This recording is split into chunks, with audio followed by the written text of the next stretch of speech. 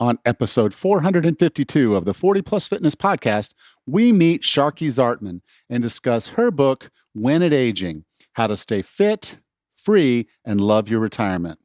You can find the full show notes for this episode at 40plusfitnesspodcast.com/452.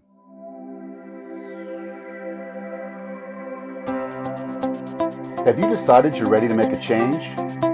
To reclaim your health and fitness? The 40 Plus Fitness Podcast is here for you.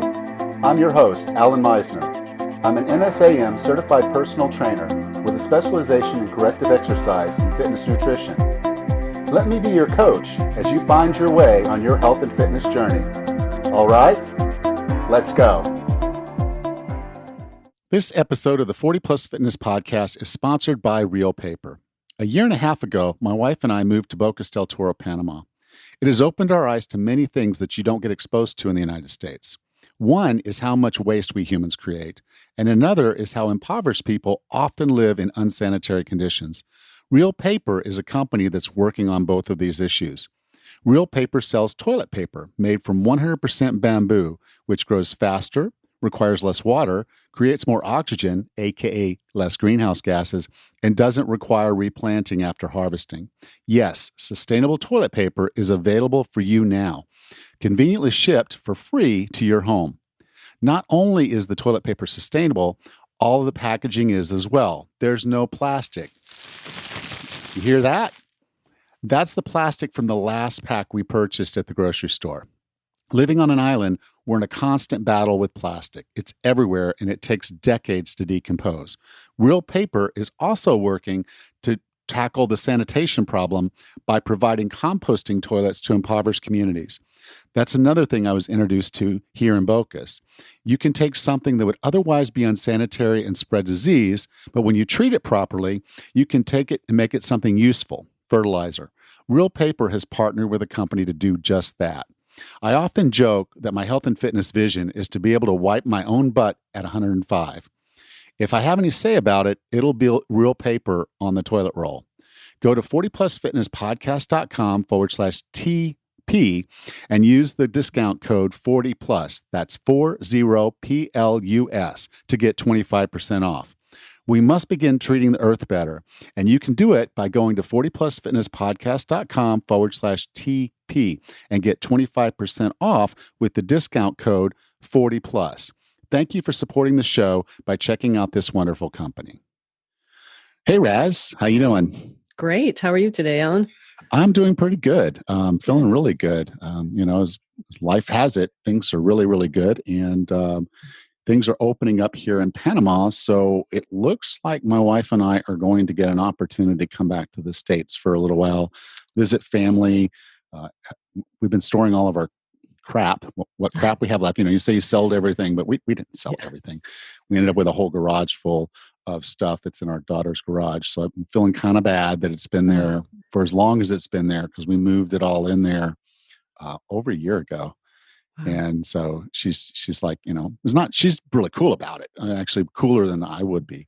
But it's like, I've got to get there and get that. Plus some of the equipment, some of the stuff that's in there I want for the gym. Now the gym's not going to open anytime soon. Panama looks at gyms and thinks we're just like discotheques and, that kind of thing. So they haven't opened the schools. They're not going to open the discotheques, and they're not going to let us open the gym. So I'm going to take advantage of the time that the gym's closed to go ahead and take a trip to the United States, get that equipment, get it in there.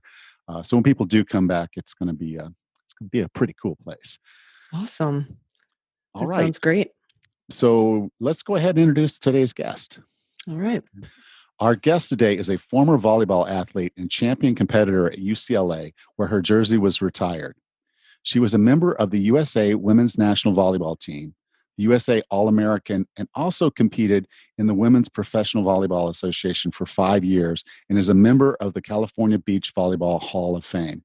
As a coach, she led El Camino College to 9 conference championships and 2 state titles. With her husband, Pat, she helped the South Bay Spoilers Club team win 3 national youth titles.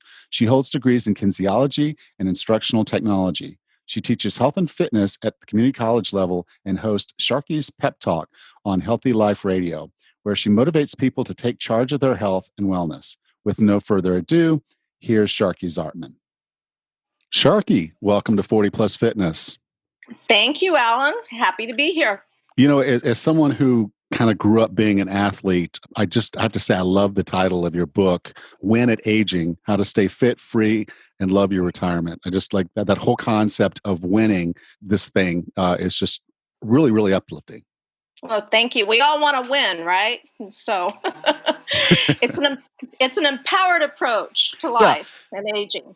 And I think it's just one of those things where, you know, not many people approach this from the perspective of as a manageable thing, like you're managing a game or you're managing a sport, and there's strategies and there's rules and there's, you know, things you can do, and you have to play the game right or you age faster than you should.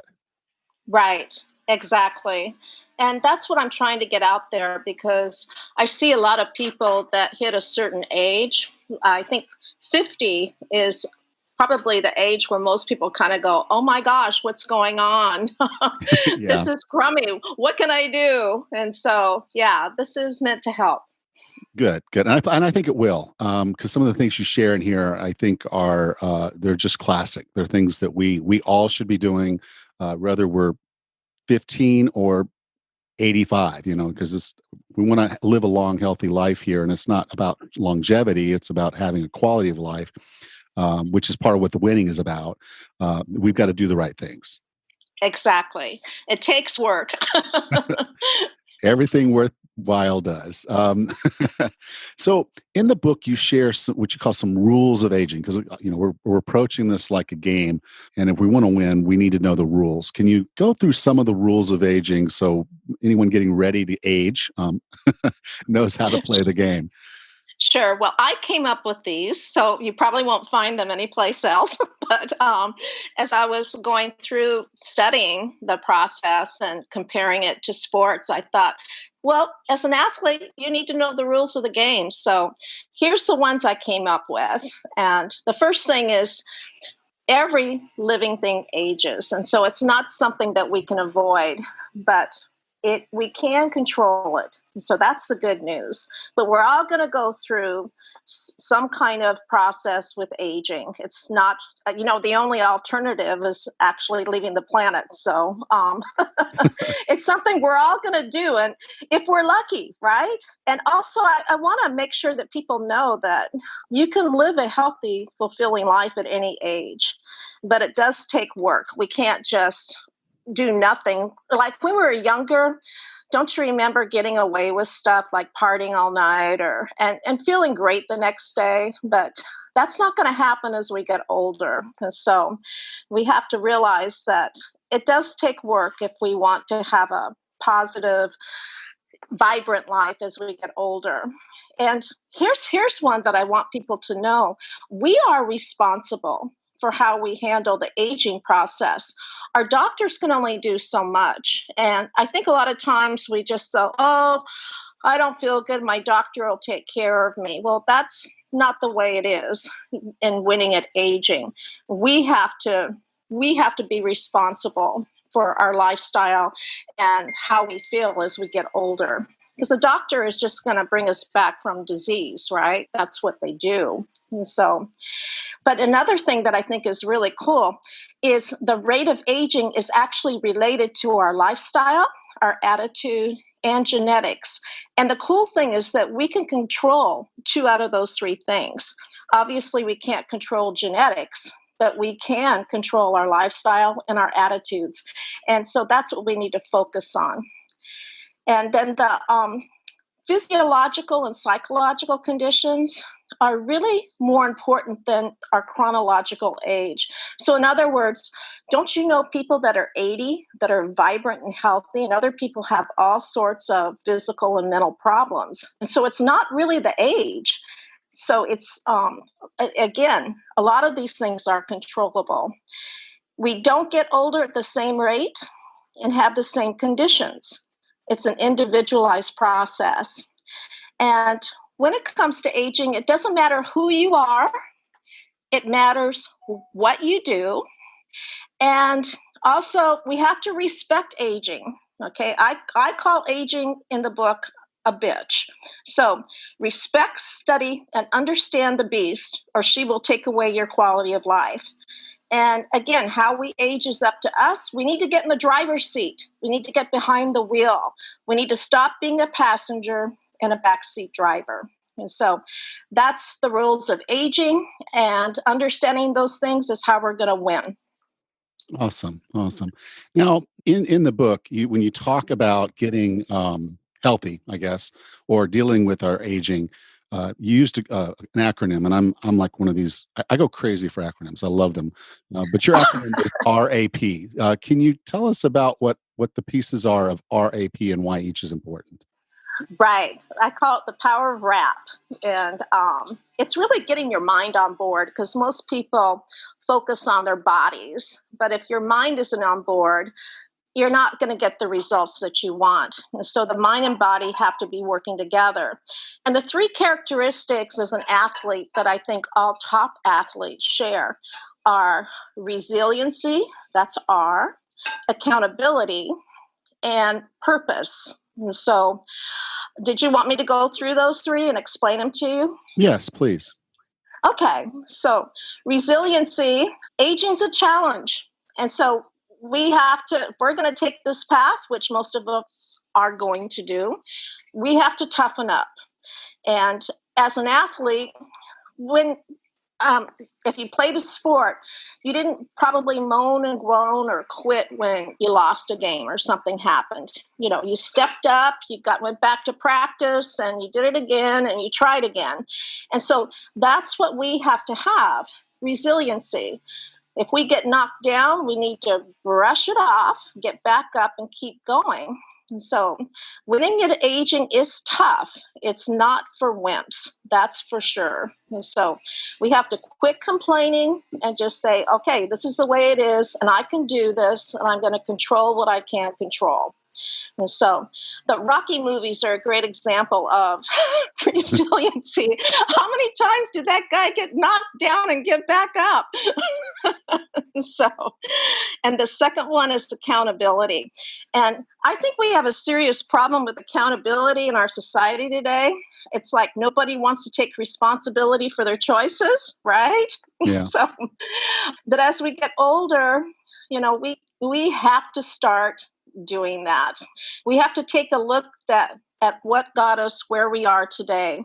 And we have to accept the responsibility for that. So we really have to say, hey, I made these choices. Because of that, maybe that's why I'm dealing with this, and I can change those choices. Too often people blame other people or blame the conditions. And as an athlete, you probably know that never got you better at your sport. And so that's the accountability factor. And I use a fun story in the book about this guy at this conference I went to with all these trainers, and they were trying to say the coolest things that are out there in terms of supplements and gimmicks. And this guy came up and he goes, I don't have any of that. He goes, but I have something that works. Just tell your client to stand in front of the mirror with no clothes on and say, I am responsible for this, and I am the only person that can fix it. That was a powerful message. There you go. Yeah. And the last one is purpose. And I know that that means a lot of things to a lot of different people.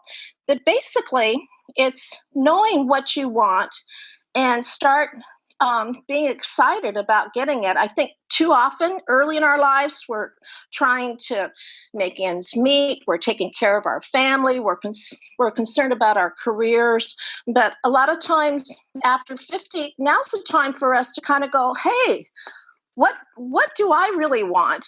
We've never really asked ourselves that question before. And once we find out, and it's different for everybody, and that can be more than one purpose, it gets you excited about life. It gets you excited about getting up in the morning and getting going. And a lot of times when people retire, they lose some self-worth because they're not doing this, what they've done for so many years. And but they still have their gifts, they still have their energy. And so they just need to find a way to channel that. And so those are the three things that I think are really, really important, the three characteristics that you need to win at aging. Yeah, I completely agree because things are going to happen. You had a knee replacement, I think you said, and Uh-huh. obviously that required rehab. That required some really hard work to work through that. You easily could have just quit and said, okay, well now I'm just going to sit here and start doing something like reading. Because I can't get back in the gym, or I can't go do my exercises, I can't do the things I was doing.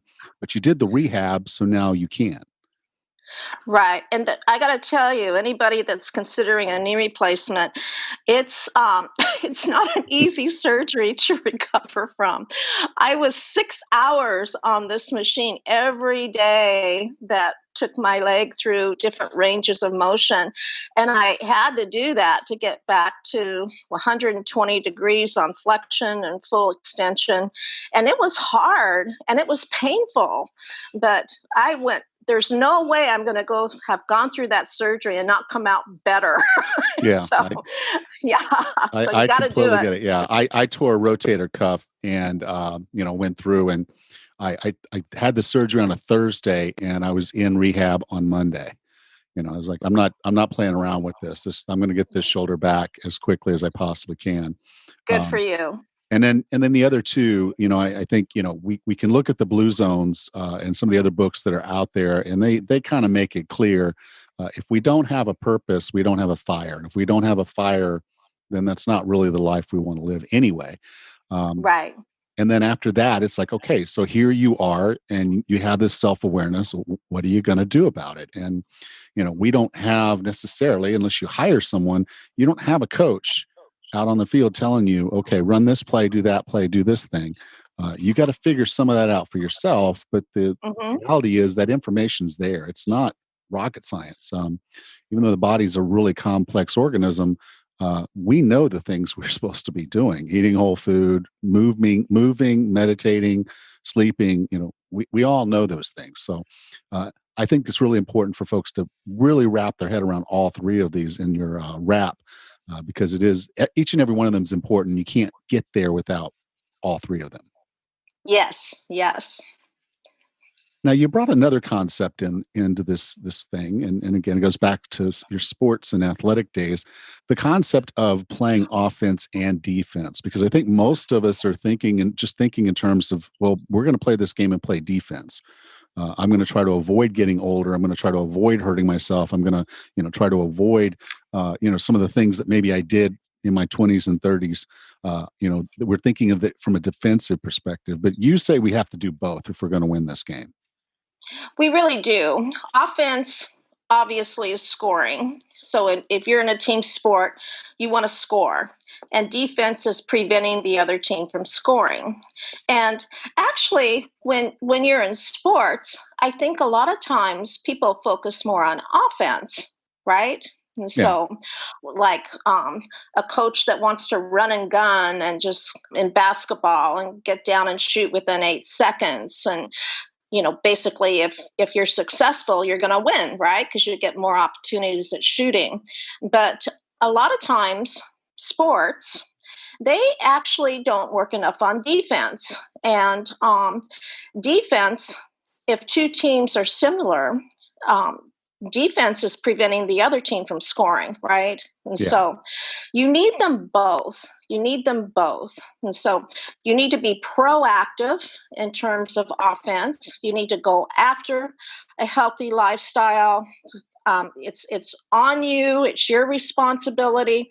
You need to do this. The doctor is not going to make you do it. And so, but defense, I think, is what I'm looking at defense in terms of when it aging is prevention.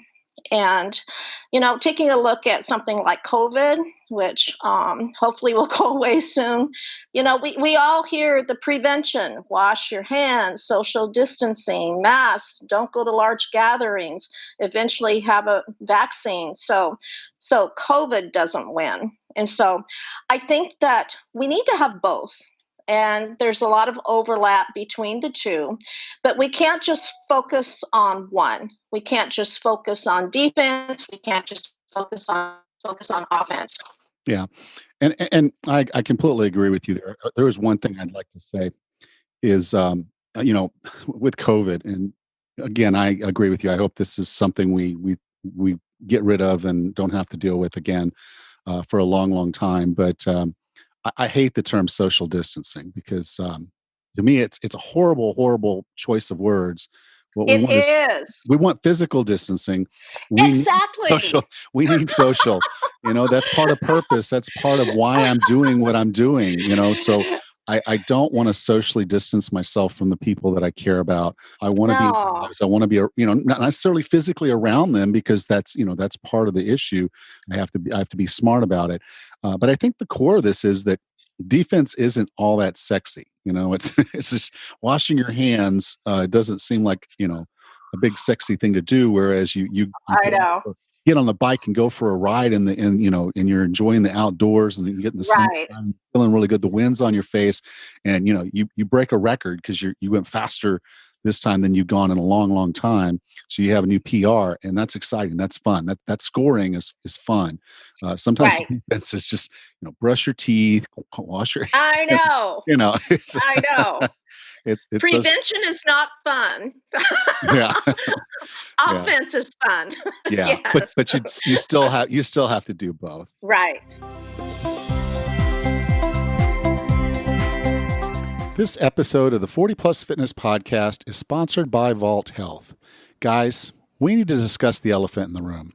Most of us really struggle to manage certain health issues, especially when it affects things we don't want to talk about, like our libido and vitality. Yes, I'm talking about low T. Did you know that 40% of men over 40 suffer from low T? Low T can cause weight gain, loss of muscle mass, ED, fatigue and poor sleep, low energy, and depression. These can completely dismantle any efforts you're making to be healthy and fit. If you're dealing with one or more of these, it's worth booking a free online consultation with a Vault physician at 40plusfitnesspodcast.com/Vault. Vault is all about discretion. After your free consultation and you agree you want treatment, they'll send a phlebotomist to your home to do a blood draw. You'll get a personalized doctor-reviewed treatment plan. This can be with pills, cream, or injections. The medications are mailed to your home. There's nothing macho about neglecting your health. If you live in the United States and you're struggling, it's worth learning more at Vault Health. Go to 40plusfitnesspodcast.com/Vault today. That's 40plusfitnesspodcast.com/Vault. Now, in the book, you went through the components of fitness, and I always like if I see someone who's written about this, I like to come back to this because I think it's, you know, we'll typically when we start working on fitness, there'll be something that we're going to be really, really good at. Like you might be really good at cardio and you can ride your bike forever and you can go, go, go, go, go. But you lack upper body strength or you don't have much mobility or balance. Can you go through the components of fitness and why each one, what we should be doing for each one of those, particularly as we start getting older? Right, right. Well, first of all, we need to know that they are all important. And so you can't just be healthy and when at aging, just doing one thing. And so the one that gets the most attention usually is the cardiorespiratory endurance because it's systematic, which means it affects all the systems of the body. And the definition of that, just scientific, is the ability of the heart and lungs to transport oxygen and nutrients to the cells and eliminate waste products so the cells can do their jobs. And so that's basically what it is. And as most of us know, that's prolonged, sustained large muscle movements like riding your bike, like walking, like jogging. And so usually the timeline on this is to do so at least for 30 minutes a day. And yet it used to be that was the main guideline, but now we know that we can cut it into chunks. It doesn't have to be nonstop for 30 minutes. And so we can cut it into chunks and still get the benefits from it. And there are so many things that we can do with cardiorespiratory endurance. And I think especially now, people need to get creative because a lot of the things that they've done in the past, they can't do anymore because of everything shutting down. And so, yeah, and getting outside is a great way to get your cardiorespiratory endurance. Riding an exercise bike is very indoors is very different than riding it outdoors, right? Yes. Yes, and so that's the one that gets the most attention. But one that I think is especially important, especially as we age, is the muscle fitness, which is muscle strength and muscle endurance. Because as we age, we lose muscle mass if we don't work on keeping it. And as you know, a lot of people, as they get older in their 80s, a lot of times they lose their mobility. And nobody wants to lose that. No. And so we have to keep our muscles strong and active. And there's two components again, muscle strength and muscle endurance. We can work on them together or we can work them separately. Most people work them together. And that's just lifting weight or doing resistance training. And the reps would be somewhere between 8 and 12 reps. And you can do a whole muscle resistance training workout in 20 minutes. And so it doesn't take that much time. And you can do it at home with weight machines. You can get straps. I have a TRX machine at home that really works you. So there's a lot of different ways to do that resistance training.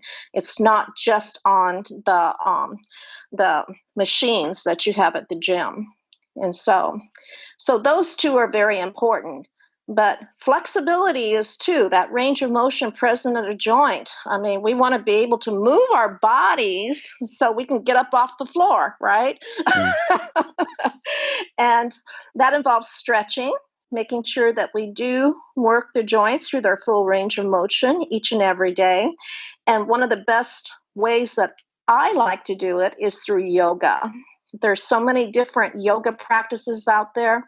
Some of them are physical, some bring in other components like meditation, but combining flexibility with your other workouts for cardiorespiratory endurance and muscle strength is very doable. And so there's a lot of hybrid workouts out there that do all three. And the last one I like to talk about is body composition and that's the proportion of body fat to the fat-free mass. And people need to understand what body composition is because otherwise, a lot of times people start a resistance training program and then they stand on the scale and they go, oh my God, I've gained weight, especially for women. Yes. And a lot of times that's muscle mass. And that's good. And so getting a body composition test is really, really important to know what that mass is. Obviously, muscle, we want muscle. And if we have too much body fat, we'd like to get rid of that. But what happens as we get older, especially when we get to be over 40, with losing that muscle mass, okay, and a lot of times we don't notice it happening, we start to put on body fat, okay, and we're doing the same things. It's kind of like we haven't changed our lifestyle, but we start gaining weight. And I think especially this happens to women. And so we need to be aware of body composition. So those are the components: muscle strength, muscle endurance, cardiorespiratory endurance, flexibility, and body composition. We need them all. Yes. To win at aging. Yes. Yes, I agree. That's why I wanted you to go over them because I do think it's really, really important. And the cool thing about all of them is that, you mentioned yoga for flexibility and mobility. You mentioned different ways that we can get cardiovascular fitness. You mentioned different ways that we can do resistance training, and even with body composition, we can try different things. So it should never be stale. It should never get old. It should be something where you're excited to do it. And it particularly, I think when people want to continue sports into their 50s, 60s, 70s, and 80s, that's an excellent opportunity because it clearly demonstrates that you're keeping yourself fit and capable. Yeah, sports are great because they combine all of these components. I mean, you have to work on muscle strength, you have to have the endurance in order to go the distance, you have to have the flexibility. So, yeah, you're right. So, sports are a great alternative, and people who play sports a lot of times don't realize they're working out because they're having so much fun, right? Yes. And until you're sore the next day and you're like, "Hey, I actually Yeah, did something." I I earned that. I earned that soreness. Yeah. Now We won. we won, or well, we scored. We scored. The We offense scored. scored. Yeah, the offense scored. Now we got to play some defense and get ourselves uh, recovered and ready to go again. But in the book, you talked about meditation, and you know, meditation used to be one of those things we would woo woo, and occasionally you would do it with yoga, with a little less of a spiritual backing to it. But I think now, if you didn't know meditation, I mean, they've been in a rock if they don't know, but meditation has become a little bit more mainstream. But you've Right. mentioned three breakdowns, and I just kind of want to go through them because it's three types of meditation. So just like we talked about with the fitness, there's different modalities of how you can do and accomplish that task, and it's no different with meditation. Can you talk about the three sections or approaches to meditation and what each does? Sure, sure. The first one I think is the most common. It's called exclusive meditation. The reason that works a lot of times is because your brain has something to focus on. Your brain likes to have something to do. Otherwise, you're going to have the monkey mind, right? You get it all different times. And I think probably the one that I like the most, and I've taught my yoga students, is a primordial sound exclusive meditation where they focus on saying to themselves, so, S-O, on the inhale, and hum, H-U-M, on the exhale. And it's real easy.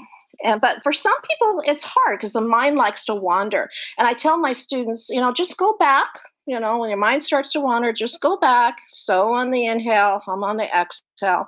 Because what that's doing is it's giving your whole rest of your body a chance to relax. Because if the mind is always running amok, it's your cells are listening to your mind.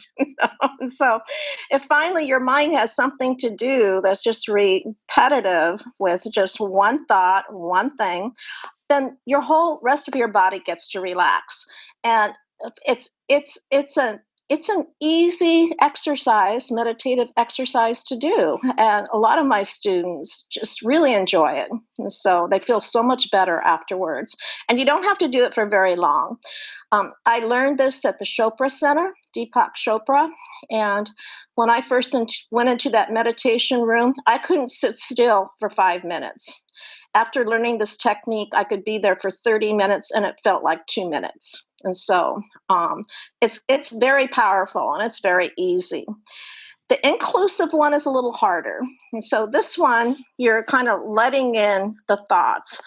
And but you sit quietly and you just let your brain do the thoughts. But the key here is to not attach any judgment or any emotion to the thoughts. So it's like you're watching them from a distance. It's like you're sitting there watching logs go down a stream one at a time.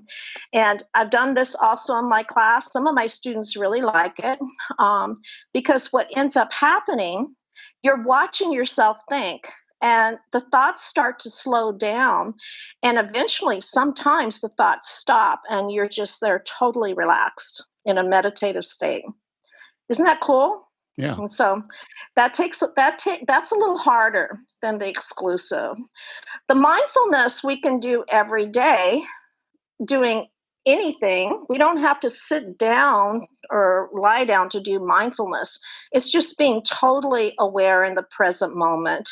And sometimes I'll use a mindfulness technique in terms of just doing a body awareness exercise with my students. I'll have them start at the top of their body and just send their awareness up to their forehead or to their mouth or to they become very aware in the present moment as to what's going on there.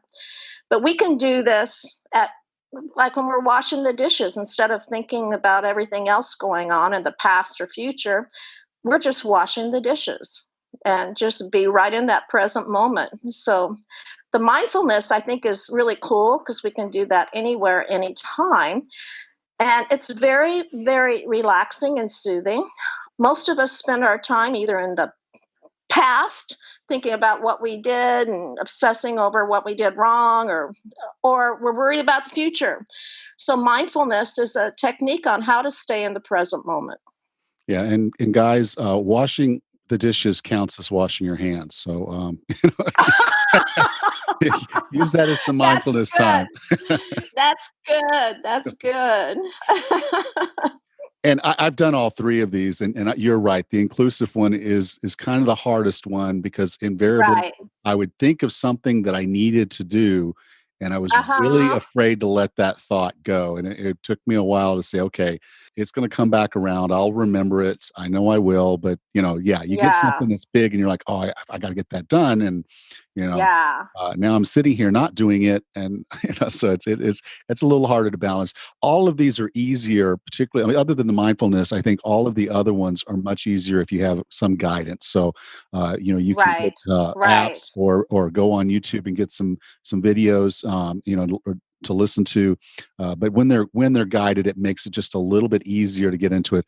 And you start out 5 minutes and you get comfortable with that. You stretch it out to a little bit longer, and yeah, before you know it, you're capable of doing a lot more than you would have thought.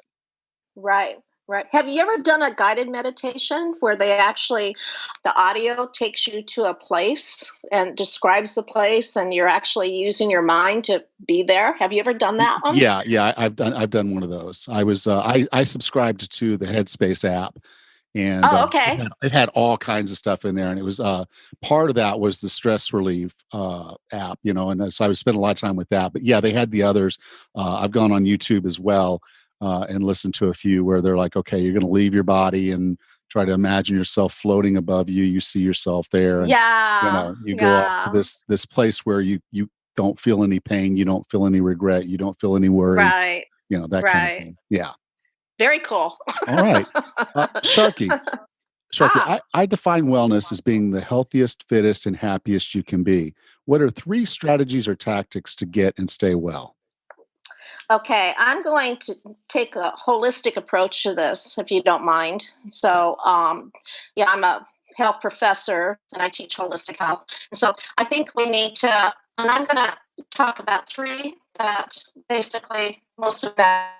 With the 4th one, if we have time, some people get harder. The first one, don't identify with that because that is talking about your body in terms of what you can do to make your body healthier. And that's the wellness of that. And so, one area that I think a lot of us, the nutrition, and all of us want to know what's the best way to eat. And there is an idea called bio individuality, which actually means we're all different. There's not one diet that is for all of us. And so we need to spend some time figuring out the kinds of foods that feel good in our bodies and help us live our lives. And because there are some foods out there that are deemed healthy, but they're not healthy for some people. Some people have food allergies, right? And so it takes time and motivation to really explore foods in terms of what we enjoy, what feels good inside of our bodies. And one thing I would say to everyone is to try to stay away from processed foods. You mentioned that, eating whole foods because of all the toxins. The toxins put us at risk for autoimmune disease and everything else. And so, if we can just stay away from those kinds of foods and add more whole foods, more fruits and vegetables fresh, more whole grains, more protein that is clean, we would notice a difference. And so that's the physical part. The next one is, I think, even more important, and that's the mental, emotional components of wellness. And like I said, the mind and body are connected. So you can't just work on the body and not have the mind on board. And I think one thing that all of us can do as we age is start having a more positive mindset. The paradigm for aging is it's an eventual period of decline, and that's pretty depressing. I like to say it's a challenge, it's an opportunity, and it's a privilege. And so just doing that kind of changes the feeling of what aging is about. And so we need to look for the good instead of always what's wrong. It's hard to do in this day and age. But we can do it if we focus on what's good today. We can have a journal. We can basically do this. We can look for the good and focus more on what can I do, not what can't I do. What can I do that I want to do? And then I just had a person on my show. His name's Ted Larkins. He wrote the Get To principle. He goes, instead of saying you have to do this, say I get to do this. And so this is all mind shifting towards positivity, which I think we need to do. We need to stop complaining about everything. And the last one is social wellness. We need to put together our own teams. We probably have a lot of people out there that draw our energy away, that are negative. All they do is complain. We need to get people in our lives that are positive and have the same goals as us. When I was doing a lecture once, this woman raised her hand, and I identified those people as social vampires, and she goes, "What if you're married to one?" And I said, well, you need to crowd him out with other people in your lives that are positive. And we get to choose our own teams. It's not like we're back in the days where we had tryouts and stuff to be on teams. We get to choose our own teams now. And that includes our doctors and our health providers. And so we need to get our team together.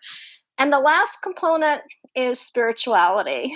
And I tell my students, I give them one phrase and have them think about it.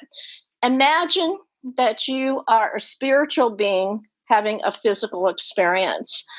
And when I tell them that, some of them just kind of go, oh, I mean, isn't that a cool thing to think about? Yeah. Yeah. And so those are the approaches, the 3 strategies that I use, with that last one thrown in for fun. Thank you, Sharkie. If someone wanted to learn more about you, learn more about the book, Win at Aging, How to Stay Fit, Free, and Love Your Retirement, where would you like for me to send them? My website. It's my name, Sharkie Zartman, SharkieZartman.com. And they can also go to Amazon, and the book is up, and there'll be some reviews up there and some information. And also my other books are up on Amazon and Barnes and Nobles. But basically my website has pretty much mostly what I do in my background. Cool. Well, you can go to 40plusfitnesspodcast.com/452, and I'll be sure to have links there in the show notes. So Sharkie, thank you so much for being a part of 40 Plus Fitness. Well, thank you for having me, Alan. It was fun. Well, Raz, that was a pretty cool episode, don't you think? Oh, it was. Lots of good information here. Yeah, she was just a spitball of fire. I really enjoyed the conversation with her, and while we were recording, I think her husband was in the background, Pat, and it was funny because in the book and I don't even know that I got into this in the interview so much as I did afterwards. Sometimes I have better conversations afterwards, sometimes than I do during the actual episode. But her husband, Pat, one of the things she said about him was that he wants to live till he's 200, and so I wanted her to know that I'm in Pat's corner there. I hope Pat makes it. And leads the way for the rest of us to live longer, healthier lives. So it was a really cool conversation, and I promise, guys, we're past that point of talking about aging. I've had 3 or 4 episodes in a row, so we're going to move on. We're going to talk about some other things next week, and I'll let you know what's going on. But so, what were some key things that you took away from this episode, Raz? Well, she's got the point right on the head here: is that we all want to win at aging. Don't we? We want to have a really good quality of life as we get older. And sometimes that's hard to get to unless you put in the effort. Yeah, I think so many times people look at the aging curve and they just think, okay, that's my path. That's what I'm Mm-hmm. going to follow. My grandfather lived till he was in his 60s. My father lived until he was in his 60s. So therefore, that's my path. Mm-hmm. They both had diabetes, therefore that's my path. My whole Mm-hmm. family has obesity problems and the issues that come along with that. That's my path. Mm-hmm. But the reality of it is, if you approach your life with the mindset that it's not your path, you decide your path, then you can change that trajectory. It doesn't have to follow the standard path where you're living the standard life expectancy of your family or your history. You can rewrite that second part. You can go in a different path and live longer, live better. And I like that she looks at it as competition, as winning something, because Mm-hmm. if you go in with a losing mindset, then that's where you are. It's the Ford quote: if you think you can, you're right. If you think you can't, you're also right." Yeah. You lead a lot of what goes on with your life with your mindset. Absolutely. I like how she mentions you can't change your genetics, but you can change your attitude and you can change your lifestyle. It's so true. Yeah, and so many things that we're facing today. Obesity, some cancers, heart disease, stroke, Alzheimer's. A lot of these things we're learning are lifestyle diseases. We unfortunately we're doing it to ourselves, and Yeah. we've got to fix that. That's so true. She mentions about being proactive with the offense, about taking the lead and leading a healthy lifestyle, making the changes to lose weight, get healthier, get stronger, and do what you can. I mean, you just don't have to sit there and age. You can do what you can to enjoy it and improve the quality of your living as you age. Yeah, I liked that she had that offensive approach along with the defense. You don't win a game without having both, but Hmm. most people don't think about the offensive part of this. And one thing that I'm like when I'm working with clients, and they'll invariably want to use the scale as a measurement of success.